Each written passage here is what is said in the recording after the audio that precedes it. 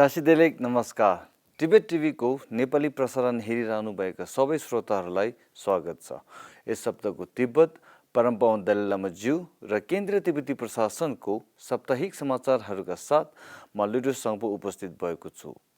सुरु गरौँ यस सप्ताहका प्रमुख समाचारहरू संक्षेपमा। परमपावन ज्यूद्वारा कोभिड-19 बीच भर्चुअल शिक्षा जारी गर्ने, चीनले तिब्बती इन्टरनेट प्रयोग गर्नेहरूलाई कडा सजाय दिने चेतावनी, विशेष संयोजक रोबर्ट डेस्ट्रोद्वारा प्रशासनको आभासिक भ्रमण गर्ने, परमपावन दलाई लामा ज्यू र केन्द्रीय प्रशासनद्वारा सभापति पेलोसीलाई पुनः चुनावको जितमा बधाई, तिब्बतीहरूले 2021 सिक्यौं र संसद सदस्यको प्रारम्भिक निर्वाचन सम्पन्न, तिब्बती मेडिसनको केन्द्रीय परिषदले 17औं वार्षिक उत्सव सम्पन्न। अब समाचार विस्तारमा। परमपावन दलाई लामा ज्यूले बिहिबार बिहान कोरियाली बौद्धहरूको अनुरोधमा प्रज्ञा पारमिताबारे 3 दिने शिक्षा सम्पन्न गर्नुभयो। आफ्नो समापनमा परमपावन दलाई लामा ज्यूले यात्रा र शारीरिक बैठकहरू कोभिड-19 महामारीको कारण प्रतिबन्धित भए पनि उनले अनलाइन शिक्षा दिन जारी राख्नुहुनेछ भन्नुभयो।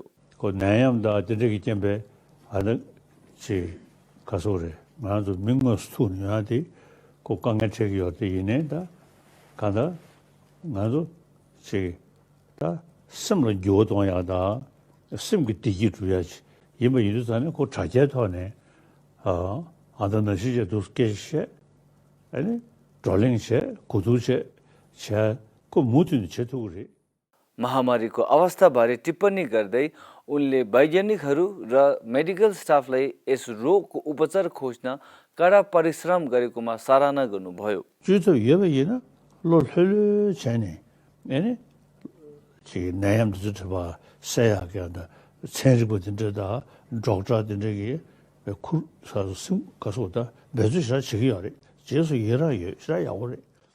सूचनाका अनुसार तिब्बत स्वायत्त क्षेत्रमा चिनिया अधिकारीहरूले चिनिया कम्युनिस्ट पार्टीको विरुद्ध गरेको क्रियाकलापमा संलग्न हुने अनलाइन सञ्चार उपकरण प्रयोग गर्ने व्यक्तिहरूलाई आपराधिक कारबाही गर्ने घोषणा गरेका छन्। 24 नोभेम्बरमा सार्वजनिक गरिएको सूचना 24 डिसेम्बर 2020 मा सार्वजनिक रूपमा पोस्ट गरिएको थियो, जसमा अधिकारीहरूद्वारा कानुन बमोजिम अपराधीहरू विरुद्ध कडा सजाय दिनेछन्।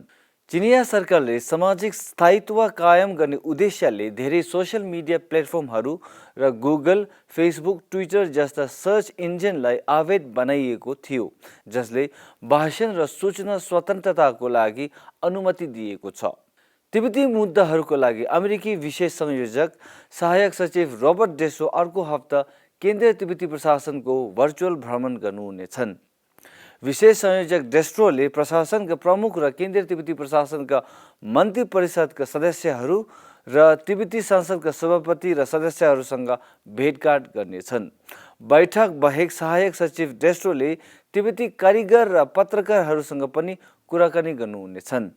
गत वर्ष अक्टोबरमा उनको कार्यालयमा नियुक्त भएदेखि यो पहिलो पटक हो जब तिब्बती मुद्दाहरूको विशेष संयोजक रोबर्ट डेस्ट्रोले प्रशासनका अधिकारीहरू र भारतमा तिब्बती समुदायका सदस्यहरूसँग औपचारिक रूपमा कुराकानी गरिरहेका छन्।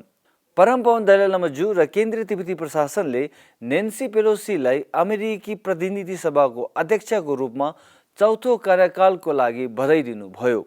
आफ्नो बधाई पत्रमा परमपावन दलाई लामा ज्यूले मलाई कुनै शङ्का छैन कि सभामुखको हैसियतमा तपाईले जनताको आशा र आकांक्षालाई अगाडि बढाउन महत्त्वपूर्ण भूमिका खेल्नुहुनेछन् र शान्तिमय संसार बनाउन अझै बढी आकार दिन पनि मद्दत गर्नुहुनेछन्।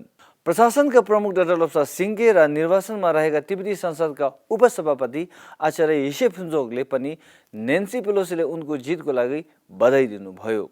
निर्वासित तिब्बती समुदायले जनवरी 3 तारिकमा भएको 2021 को प्रारम्भिक चुनावमा नयाँ केन्द्रीय प्रमुख र 17औं तिब्बती संसदका सदस्यहरूको चुनावमा मतदान दिनुभयो।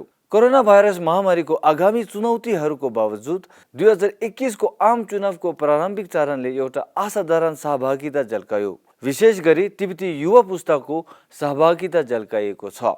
बेल्जियम, नेदरल्यान्ड्स, फ्रान्स र स्पेनको तिब्बत कार्यालय अन्तर्गत पश्चिमी युरोपीय देशहरूमा तिब्बती मतदाताहरूले 2021 सिटौँ र 17औं तिब्बती संसदका प्रारम्भिक चुनावका लागि आफ्नो मताधिकार प्रयोग गरेका छन्।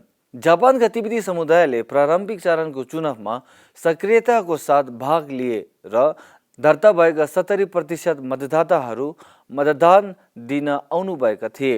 रसियाका तिब्बतीहरूले पनि मतदान केन्द्रहरूमा उत्साहका साथ मतदान गर्नुभयो। वर्तमान प्रशासनका प्रमुख डाक्टर लोब्सा सिंघे र मन्त्री परिषद सदस्यहरू पनि त्यस दिन मतदान दिन आउनुभएका थिए। तिब्बती मेडिसिनको केन्द्रीय काउन्सिल CCTMले आफ्नो स्थापनाको 17औं वार्षिक उत्सव 5 जनवरी 2021 मा काउन्सिल कार्यालयको उद्घाटनको साथ मनाउनु भयो। कार्यक्रममा प्रमुख अतिथिका रूपमा आउनुभएका केन्द्रीय स्वास्थ्य विभागको प्रमुख श्रीमान छोइचोङ वाङचुकले खङजेन किसोङमा रहेका स्वास्थ्य विभाग परिषदको नयाँ कार्यालयको उद्घाटन गर्नुभयो। कार्यक्रमका विशेष अतिथि तिब्बती संसद निर्वाचनका उपसभापति आचार्य हिसे फुन्जोकले CCTMद्वारा सङ्कलित तिब्बती औषधि सम्बन्धी एक पुस्तकको सुरुवात पनि गर्नुभयो। यसका साथै आजको लागि साप्ताहिक समाचार यति नै। अर्को हप्ता फेरि भेटौँला। तसिदेले नमस्ते।